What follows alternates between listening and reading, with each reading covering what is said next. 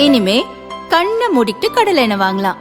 ஏன்னா மந்த்ரா கடலை எண்ணெய் இதயத்தின் தயாரிப்பு. வறுக்க பொரிக்க ஏன் எல்லா சமையலுக்கும் மந்த்ரா தான். மந்த்ரா கடலை எண்ணெய், அபார ருசி, ஆரோக்கியமான உடல் நலம்.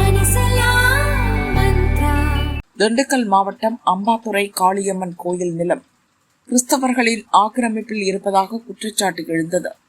இது குறித்து அம்பாத்துறை அடுத்துள்ள பெருமாள் கோயில் பட்டியைச் சேர்ந்த நாகராஜ் ஹைகோர்ட் மதுரை கிளையில் பொதுநல மனு தாக்கல் செய்துள்ளார். அம்பாத்துறையில் காளியம்மன் கோயில், மண்டு கருப்பசாமி கோயில், வேம்பு மாரியம்மன் கோயில் மற்றும் பகவதி அம்மன் கோயில் குறிப்பிட்ட சர்வே எண்ணில் அமைந்துள்ளன.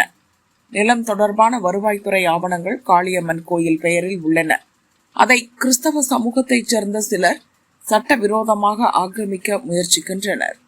இதை தடுத்து கோயில் நிலத்தை பாதுகாக்க வலியுறுத்தி கலெக்டரிடம் மனு அளித்தோம். நடவடிக்கை இல்லை.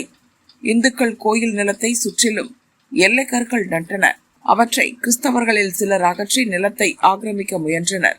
கேள்வி எழுப்பியவர்களை தாக்கினர். கோயில் நிலத்தை ஆக்கிரமிப்பிலிருந்து பாதுகாப்பது வருவாய்த்துறை அதிகாரிகளின் கடமை. அதிலிருந்து தவறி ஆக்கிரமிப்பாளர்களுக்கு துணை போயினர். கோயிலுக்கு சொந்தமான அப்பகுதியில் உள்ள தூணில் கார்த்திகை தீபம் ஏற்றுவது வழக்கம். அதை நடத்த விடாமல் சம்பந்தப்பட்ட அதிகாரிகள் தடுத்தனர்.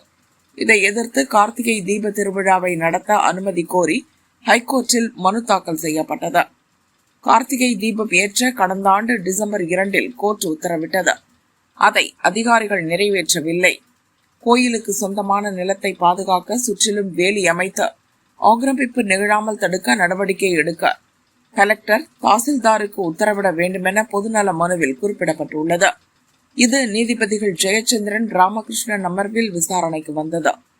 மனுதாரர் தரப்பில் வக்கீல் மயில்வாகன ராஜேந்திரன் ஆஜரானார். மனுவின் மீதான வாதங்களை கேட்ட நீதிபதிகள், கோயில் நிலத்தில் ஆக்கிரமிப்புகள் இருக்கும் பட்சத்தில் அவற்றை அகற்ற மேற்கொண்ட நடவடிக்கை குறித்த விவரம் வேண்டும்.